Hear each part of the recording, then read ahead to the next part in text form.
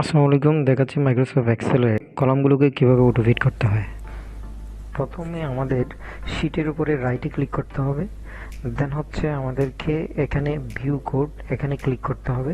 এখানে ক্লিক করার পর যে অপশনটা দেখতে পাচ্ছি জেনারেল, সেখানে ক্লিক করলে দুইটা অপশন দেখা যাবে, একটা হচ্ছে জেনারেল আর একটা হচ্ছে ওয়ার্কশিট।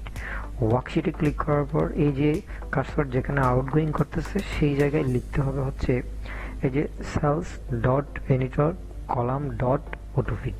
এটাকে মিনিমাইজ করে রাখার পর আমরা যখন কোনো কিছু টাইপ করব এখানে, যেমন সিরিয়াল নাম্বার, যেমন আমি সিরিয়াল লিখলাম, এটা কিন্তু অল্টারনেটিভ অটো ফিট হয়ে যাচ্ছে। যেমন আমি এখানে ফানেম লিখলাম, দেখেন অটোমেটিক ফিটিং হয়ে যাচ্ছে। দেখেন